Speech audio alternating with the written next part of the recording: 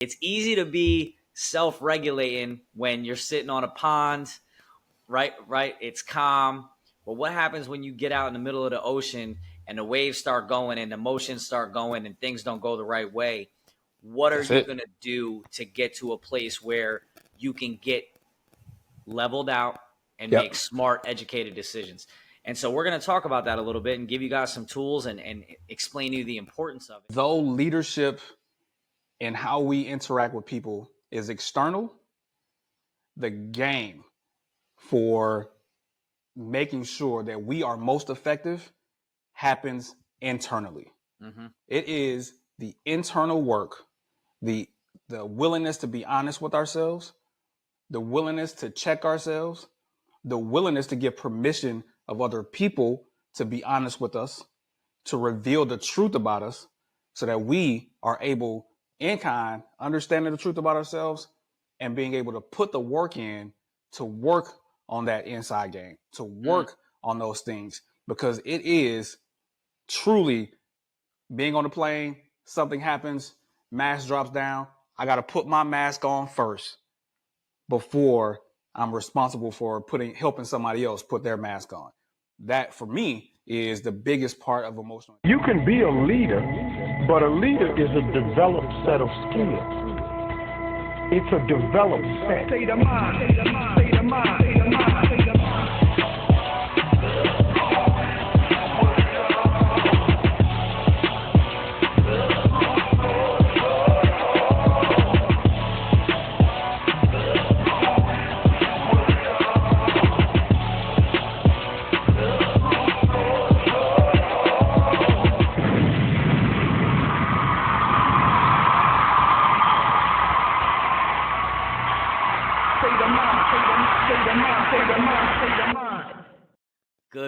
Good people. How are we doing? Back like we never left. Man, I got to tell you, it has been an amazing couple weeks, and we are back here at Leadership State of Mind to finish up our series on emotional intelligence. And with me, the amazing, the dime-dropping genius, Armand Owens. How we doing today, brother?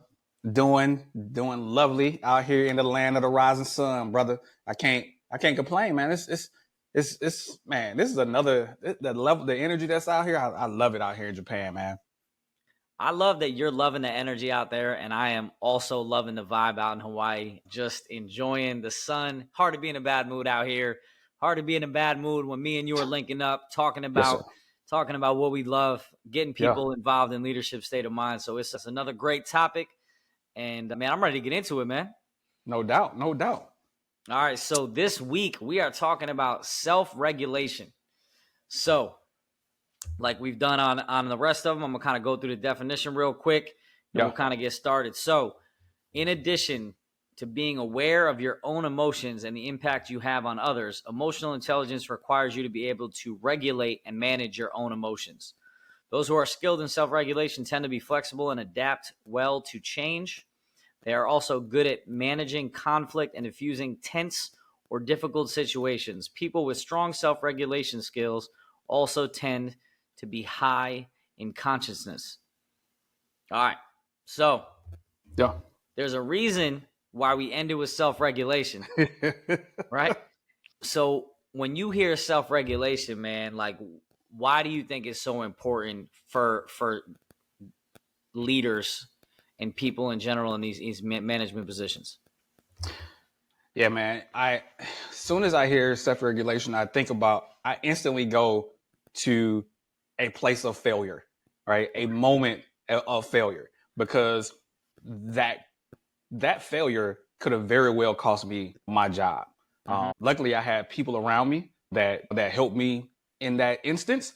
Even at that moment, I thought that I had it figured out. I thought I had myself figured out. I thought that nobody could get me to a place of kind of emotionally out of control. Yeah. But I had a moment with one of my senior chiefs, and we were doing training, and there was a lot of background. The senior chief really, really struggled in his life with some drinking, some issues, family issues, just had a lot going on. which led him down a really dark path. He waited too late to get some help. So we ended up finding ourselves in a situation where we had to essentially get him out of the Navy. But before he left, we had a centering training with all the team members, all the chief petty officers, to talk about what happened, what occurred, so that we can all learn from that instance. And I started off and I went through the scenario and talked to the mess about the rights, the wrongs, the ins and outs of the scenario, what happened with how everything occurred. And he was in the room. And I was really excited about him being in the room because I thought it was a moment, it could be a moment of ownership for him. I thought it could be a moment of clarity and of closure for the Chiefs mess as well. Sure. But so once I was done with the training, he gets up, he says, hey, I just want to take an opportunity to own my portion of this instance. And I was like, yeah, this is going to play out perfectly. This is, yes, this will send the message that I want to send. And he says, with the exception of you lying and saying that I showed up to work in a inebriated condition. Sure. All right. So it didn't go the way you planned.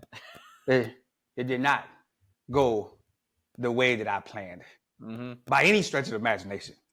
Because at this moment, it's like, oh, in front of everybody, he just called me a liar. So there's two people that existed in that moment. There's Master Chief Owens. Sure. And then there's Armand, also known as O. O, his emotional regulation, there's zero more emotional regulation in O. Master Chief Owens has all the emotional regulation until O showed up. And it escalated in a way where I may have been taking off my uniform, moving towards this individual, looking to further escalate the situation to a physical outcome. So he got you 0 to 100 real quick. 0 to 100. Okay. 0 to 100. Right. And luckily, I have people around me that grabbed me. It's like, hey, ask you what you doing, and brought me back. Sure. It's a reality. But it was at that moment where I was like, man, that could have gone extremely bad. And I was the CMC at that point, and just really starting this journey as a CMC, as a command leader. And I'm like, I'm gonna mess this thing up on day one. Wow. What am I out here doing? I got to get back in the lab. I got to work on my emotional regulation, because that cannot be a thing. Somebody cannot push my buttons to get me into a place that's going to get me outside of who I know I am. And that's really the importance of emotional regulation, because that brief couple of seconds I talked a little bit about the stimulus and the reaction. That time frame for me was very, very short. I let my anger take complete control of my actions, and I went off in that perspective. And that could have been the grand opening to this wonderful leadership journey. Grand closing. all in the same day. On the same day. Wow. Yeah. So, I mean, I think that really talks a lot about, first of all, like we talked about when we first started this podcast, this is not a podcast where we're going to sit on a high horse and tell you how great we are at all the things, right? A lot of this stuff is through some trials and tribulations and mistakes that we've made along the way so that you don't make the same ones. And I think with self-regulation specifically, you have to really understand that there are two emotional states in which you can self-regulate. And what Armand is speaking about is what happens when things don't go right. Right? It's easy to be self-regulating when you're sitting on a pond, right? It's calm. But what happens when you get out in the middle of the ocean and the waves start going and the emotions start going and things don't go the right way? What are you going to do to get to a place where you can get leveled out and make smart, educated decisions? And so we're going to talk about that a little bit and give you guys some tools and explain to you the importance of it. And then maybe, I mean, we might have to break off and have a whole separate conversation about being self-regulated and knowing when to raise your voice for show, vice for actual any emotion, right? Ooh. Just the ability. that might be a That's that separate advanced conversation. level. That's that advanced level. That's that advanced level, knowing when Yep. to yell. Yep. But yeah, so for what Armand's talking about and what we're trying to talk about today, though, is how do you handle some of these different conflicts and how do you stay self-regulated? And then past that is, what do you do to self-regulate yourself to get you back to zero? So in the Navy, we do something called a Hogan assessment, and Yeah. they'll walk you through different scenarios that will cause you to become emotionally upset, right? They'll Yep. literally be like, if these two things happen, you're probably not going to handle it well. They'll tell you that. Yep. And then, like we were talking about before the podcast started, but then they just send you on your way. And you're like, you should look into that. Best of luck. It's like, I appreciate the information, but what would you like for me to do with that? Hey, yeah, just go figure it out, man. I hope it works out for you. I don't have a lot of answers, but I know that you should, if you avoid those situations, it should be good. But if that happens, you should call a friend for sure. Yeah. So we're here to be those friends today. We're here to walk you through that process and hopefully give you guys some great tools. So, I mean, we could stick with it now, man. Like, why do you think self-regulation is so important? Yeah, I think that ultimately it is the self-regulated leader that is able to see things with clarity, right? Because as a leader, we are faced with so many variables. There's so much going on around us, right? Especially when you're leading a team that is responsible for so many different things. Especially at our level, we have responsibilities over whole submarines that are and how they're conducting their business. We can't be in the weeds. We can't be technically there every single day, hoping and just trying to direct and control everything, right? So we have to maintain a level of clarity that allows us to see the full field, right? And I think about it in terms of like a quarterback, right? You got those young quarterbacks those rookie quarterbacks that come into the league, right? And they play a team like the Baltimore Ravens, who are used to getting into the quarterback, right? And they send a bunch of people up to the line, right? And right before the snap, and that quarterback is looking, eyes big. Now, that fear, the most prominent emotion at that point, is beginning to flood their mind. Oh man, I don't want to get hit. I don't want to mess up, right? So that clarity of being able to see the field begins to do this, because now they're in survival mode. Mind you, nothing even happened yet. Yeah. Like, they didn't even snap the ball yet, and it's already tunnel vision. And you see it as soon as they hike the ball, right? They go back and they're running for their life. Just completely throws the play off, completely does everything against what they were planning to do in their minds, because they allowed that prominent emotion. They didn't self-regulate. They allowed that emotion to take their reality into a place where they did not see clear, right? So as leaders, we have to be able to see the full field. We have to be able to see things with clarity and with truth, because if we're not emotionally regulated, we are just taken on a trip by our emotions to a place that is false, that is self-centered, that is, wrong. Ego-driven. Ego-driven, and we're not going to respond in a way that meets the need, because we don't see things clear. So I think emotional regulation, once maintain that regulation, we can see things clearly. There's no panic. We see things miles away before they're actually worth panicking over, and it allows us to respond with the most right response in that moment to that scenario. Sure. Wow. Well, I love the football analogy. I would also say you can take it. I knew you would appreciate that. Of course, you could even take it a step further, right? Like, sometimes that whole fight or flight thing, right? You see those quarterbacks come back and they immediately want to run because they don't even want to see the field. Oh, yeah, exactly. Right. So they just take off. And so there's probably some science behind that, because they're like, I ain't even trying to be a part of this. I'm trying to run away as fast as possible. Yep. The thing that people need to realize is that when everything's going good, it's easy to stay self-regulated. But what happens when deadlines come up?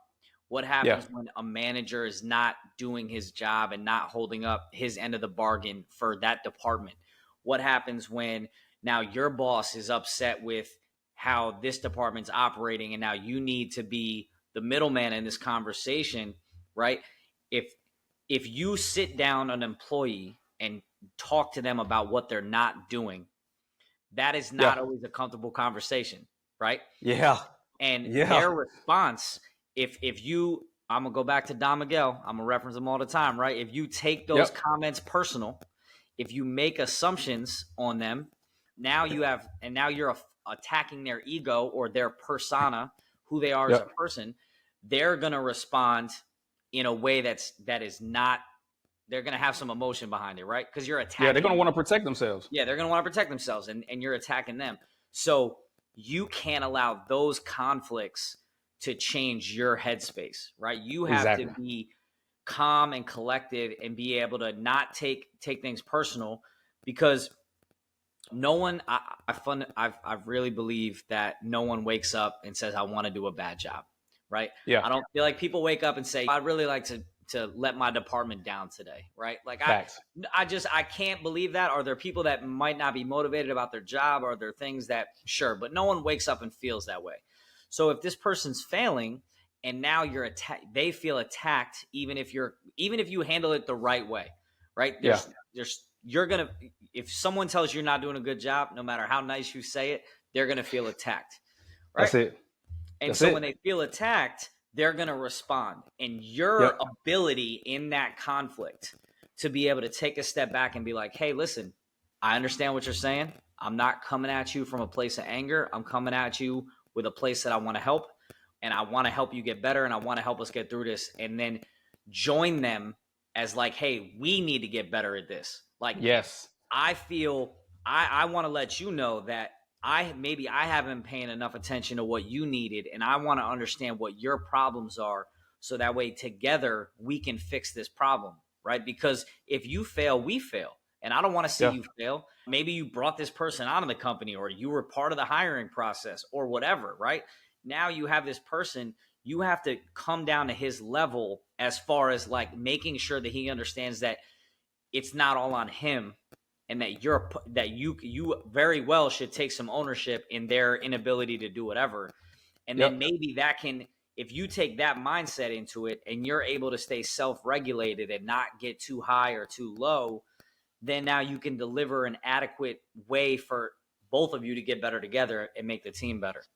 Absolutely. You're making it, I mean, you're making a you situation, a we situation, and everybody is a part of the scenario. So it's not being singled out. You're not being out on an island by yourself, and it's a collaboration, right? Rather than a condemnation. Yep. Yeah. So, I mean, that's one of the first things that I think about when I see my teams struggling. The first thing I do is I look in the mirror and think like, man, I got to be doing something wrong. Like, what have I not done? What message have I not delivered? What expectations have I not set? And so if you're a leader and you're seeing and you're having these conflicts, first of all, take a second to look back and realize what could you have done more, and then figure out how you're going to deliver this message and walk through what it's going to sound like to him or her, and realize that if they get upset and they get frustrated, that you can't allow that to change your headspace and your self-regulation. Otherwise, you're going to struggle with that interaction. Yeah. What about for you, because that instance, maybe you've had enough time to establish the counseling relationship. Sure. Hey, you're going to come on Tuesday at this time. You've had time to kind of think about it.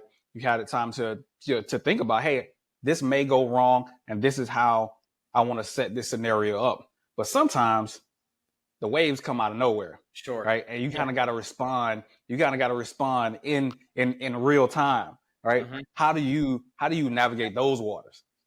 Yeah. So I would tell you that I don't have a specific story that comes to mind like it does for you. But I'm sure some people that are listening on the podcast could easily, if this was live, they could call in and tell you sometimes that I went 0 to 100 and didn't handle it the best. But I will tell you that so I'm a visual person, and I imagine, like I look at that like the old me, you reference yourself as O, right? So Yeah. the old me is sitting 7 filters down, right? And I'm not going to allow them to blow past these filters that I've created to let the old me come out.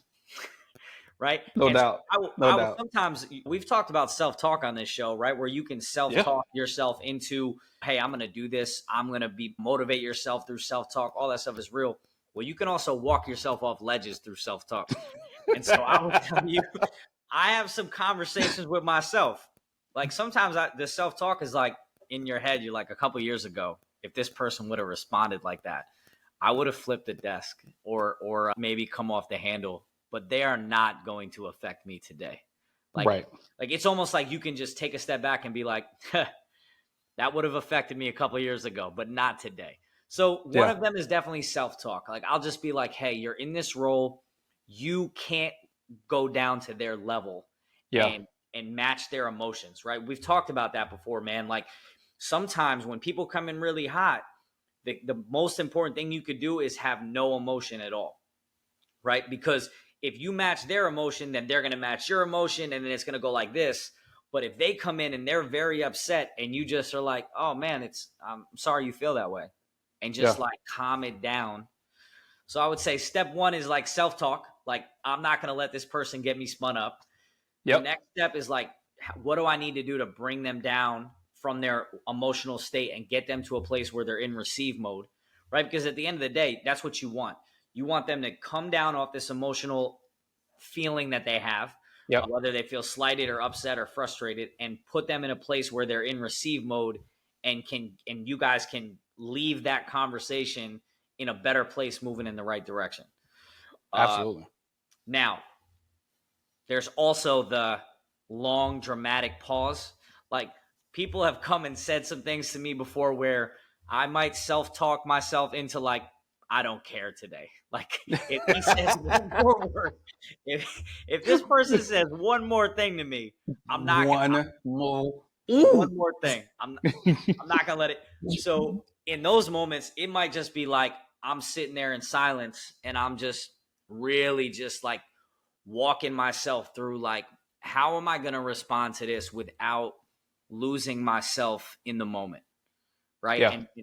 And so maybe it's just a long pause. And I'll tell you, if the self-talk doesn't work, the filters don't work, the long pause doesn't work, hey, man, listen, why don't we take 5 minutes? I'm going to go get some fresh air real quick. I'm going to go grab some water, and then let's revisit this. Because I'm going to need to go get recentered myself before I can deliver the message that needs to be delivered. So I would tell you, if you have done all this and nothing works, then walk away. Don't walk away with anger. Don't say, well, then I'm out of here, right? You just say, hey, listen, I really need a couple minutes before we can carry on this conversation. So what I'd really like to do is take 5 and come back. And then go back to the self-regulation of what do you need to get yourself back centered, right? You need to go put Alicia Keys on in the car. I don't know. She's delightful. She voice of an angel. She might help. It's Prince for me. It's Prince for me. But I mean, I love Alicia. I love Alicia. Is it just sitting outside and like letting the sun hit you for a minute? You need to go call your wife, call a friend, like, or just walk around and just clear the space. But if we're going to be the best version of ourselves every day, we need to know what's going to get us centered. And then we need to try to maintain that self-regulation. And when all else fails, man, I'll walk away. Like at this point now, I'll walk away before I say something that I'm going to regret. Absolutely. Right? If we talk about if we talk about being impeccable with our words, and we want to make sure that what we say is impactful and beneficial to the conversation. I'm sorry. Let me just say that again. I used to react based on what I wanted to get out of the conversation. I wanted to win the argument. I wanted to win the debate. And so I'm going to do that by breaking that person down. When you are in a place of self-regulation, you can take a step back and be like, okay, me winning is not destroying this person. Me winning is us leaving with upward trending for both of us and leaving in a better headspace Yes. not verbally assaulting this person and bringing him down to my level. And that is the growth that I've worked a lot on in the last 10 years to try to get to that point where it was always about winning the argument, not about what it needed to be. And that is what self-regulation has done for me. It's allowed me to walk into those conversations and leave those conversations with a better exit. That's absolutely, man. That right there, that we could have ended it right there, because that is the crux of the matter. Sure. Right? Because I think about it like this, right? When I reference Master Chief Owens, I think there's a storyteller in all of us. Sure. Right? Sitting on the bridge of our mind of what we receive based on all the information that's coming in, based on how we were raised, based on how we feel about ourselves. There's a storyteller that's sitting right on the dock of our ear, like, and when somebody interacts with us in a way that may be seen as negative, you gonna let them talk to you like that? Yeah. Yeah. Sure. Really? Oh, you just gonna let them disrespect you like that, huh? Mm-hmm. That story that storyteller in your head telling you, yeah, nah, man, I ain't gonna let nobody talk. And then, yep. But you have to condition. You got to condition that storyteller, right? And when I think about what you're saying, regulation, turn it up, turn it down, to regulate, right? To change. And when I think about regulation, I think about rules, right? So what rule set are we setting for ourselves to protect us from our emotions getting out of place? Yeah. Right. And I think a great rule set that you kind of extracted in that is who cares who wins? Yeah. We both need to win this. Mm-hmm. We both need to prosper from this interaction. Yeah. It can't just be about me, because it all goes back to self-centeredness, right? That story that we're telling ourselves about who we are. I'm the person in charge. You can't come at me like you ain't gonna disrespect. No, it's not about that. It's about, okay, this interaction needs to work out for both of us, just like you're saying. I think that caring about who wins, yeah, I think that's huge. And that's a rule set we all need to establish for ourselves, is that like nobody cares about who's right. Yep. Right. That winning aspect, because as high performers, the story that you tell about yourself is all I do is win. Sure. Right? Sure. All I do is win. Yep. And to make yourself low, to humble yourself, that's not necessarily the easiest thing. But sometimes we need to bring ourselves low in that interaction, so that, all right, both of us need to win this. We need to come. I need to win in a way that I understand what you're going through. That I empathize how you're seeing the world at that moment. Right? You need to be able to win so you can communicate how you're feeling. Get to a place where we can really resolve it, and we both come out on top. So, I love that, man. It's not easy. It takes time, and it definitely takes a lot of failed mistakes and wishing you did things better. The last thing I'll say, man, before we move on to the next thing, is like, wouldn't you rather wake up the next morning not regretting what you said? Ooh. Like, because as a leader, while it is very good to be vulnerable and admit mistakes and apologize for your actions, man, you know what's better is not allowing emotions to get the best of you, handling it the right way, and letting them come and see you and be like, hey, man, I really appreciate that conversation. So think about that, man. Before you fly off the handle, like, are you going to say something that you're going to have to walk back tomorrow? Are you going to allow emotions to let you operate in an area that is not beneficial to both of you? So, yeah, man. Hey, that's why we're here, right? Some tough conversations. It's important. And it's hard. It's a hard thing to deal with, especially in real time. But I think, one of the things that I think is very useful is for me is visualization. Sure. Going back to the counseling situation, even the situation that I dealt with, I completely messed up. Mm-hmm. I could have visualized that scenario for myself. Yeah. I could have thought about, okay, I'm going to have this conversation. I know that it has a good probability of going wrong. If it goes wrong, what is going to be my response? Sure. So I practice that in my head. Mm-hmm. I practice somebody coming out of pocket and saying something completely degradational to my ego. And how am I going to respond? What is going to be my response? Because if I'm able to practice that, if I'm able to see that punch coming, Yep. I can devise a better rule set for myself so that I can self-regulate and I can be in a situation where it's like, all right, okay, I understand that you're feeling a certain way as they're continuing to try to punch you. No, Mm-hmm. not going to get out of pocket with you. I'm not going to match your energy, and I'm not going to give away my power and my agency to you in this moment, because I know that you may be hurting. I know that you may be wounded at this moment, and you're expressing that anger. You're expressing that frustration. I'm giving you an opportunity to do it while you're throwing your punches. Mm-hmm. I'm just not going to allow you to hit me. Yep. Because And, I see it coming, because I played it in my head, I visualize it, and yeah.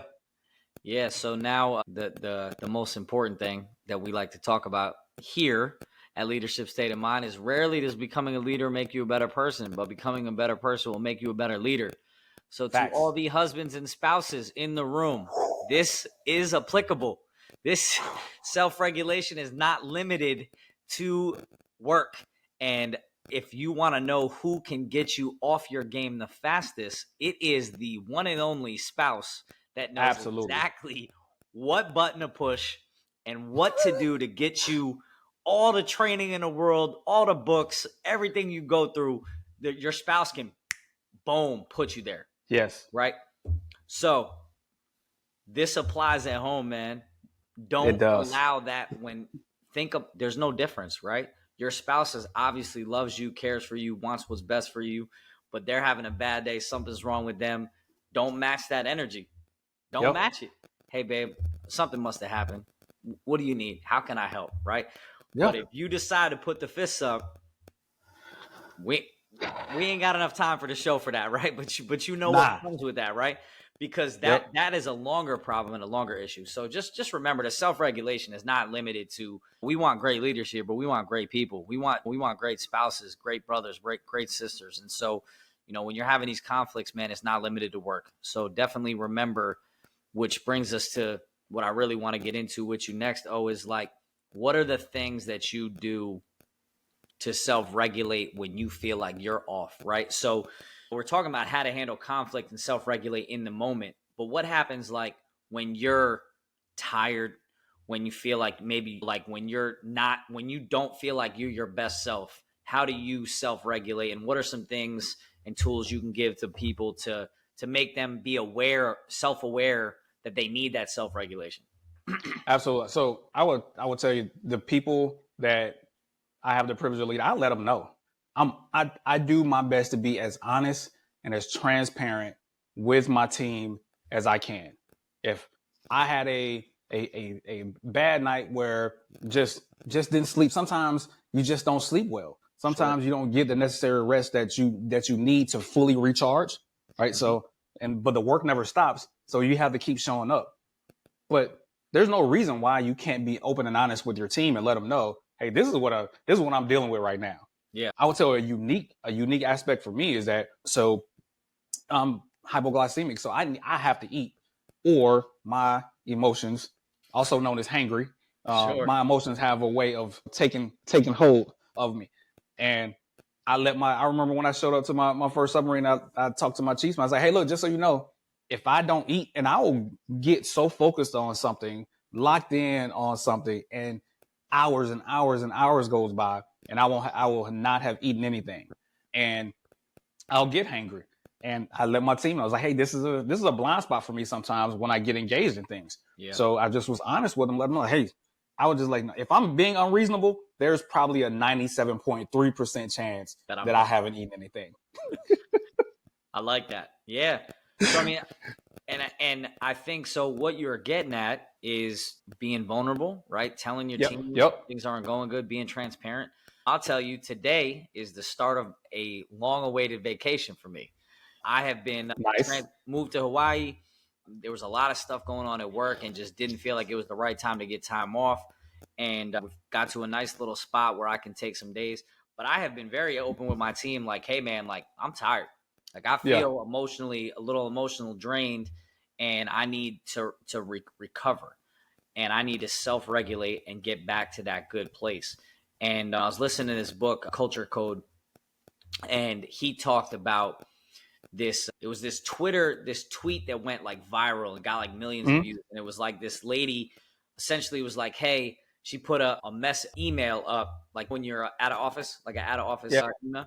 And it was like, hey, I'm taking a personal day for some mental health, like just to I mean, she essentially was saying, I need a day to self-regulate. Yeah. If you need anything, let me know. And the boss responded like, hey, this is great to see that you're doing this. I wish more people did this. And then it like got retweeted and it was like this big thing. But at the end of the day, all that person was saying is that they're self-aware enough to know that something isn't right. They're tired, they're mentally, physically exhausted. Mental exhaustion is sometimes I would say it's bigger than physical exhaustion. I've ran marathons, I've played sports all day. You have a really mentally exhausting, taxing 6-8 hour day, and then that's carried on for a month. You need to be able to know, like, hey man, I need help. I'm tired. Facts. And you need to be able to be transparent with your team and have those conversations and understand what that means. So I will tell you, one of my things is I can't turn my brain off. I can't click it off. Yeah. So Joy sometimes will be like, hey man, why don't you go see a movie? Like, because she knows me. She knows that going to the movie theaters clicks my brain off and allows me to like just relax and watch the movie. So when I'm like stressed out, or maybe when I'm just not clicking normal, she'll be like, why don't you go see a movie or something? Like, just like come back later. So that's for me is one of the things that I do, right? The other thing is, we've talked about it multiple times, running, working out. When you eat good and you work out, you eat good and you feel good, and all that leads to a better headspace and allows you to self-regulate. And so I think me and Armand can give you examples of what we do, but what it really comes back to is that self-awareness to know, hey, I need help, or not that I need help, but like that I'm tired. I need to recoup, recover, and self-regulate. Now, how do I do that? And that's what everyone needs to. We can't tell you what that thing is for you, but you need to like sit down and write a list. Be like, hey, when I'm stressed, or when things are hard, or when I feel exhausted, or when I'm not the best version of myself, these things help get me back to green. And if you understand that, then you can work through some of these situations and problems and be able to have a better result. Absolutely. And one of the things I think about through this, I've been thinking a lot about through this conversation that we've had about emotional intelligence, is that we talk a lot about getting back to the green band.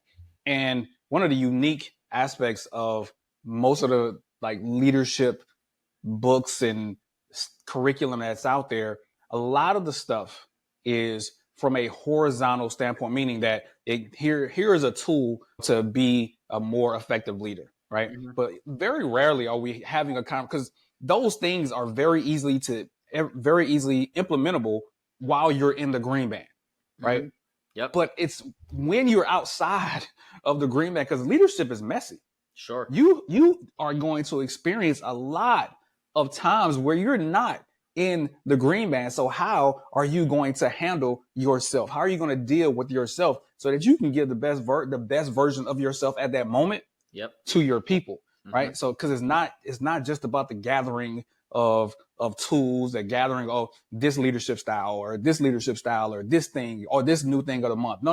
No. What about you? What about your maturity? What about your awareness? What about your emotional intelligence? Because those are the things that are going to truly, truly drive how well you're able to implement those strategies. So the money is really in the emotional intelligence of it all. It's really in the management of our ego, the management of our emotions, the management of ourselves in response to interactions that may not go so well, that may end up taking a negative turn somewhere, or may happen at a time that is not optimal for you. But this is where This is where the money is made for leaders. This is how it's determined how well or how bad of a leader you're going to be. How are you going to perform when things get black, when things get dark for you, when things get hard, when you're walking out of the office or off of the boat or off of wherever, and it's 8 o'clock and somebody comes up and they're like,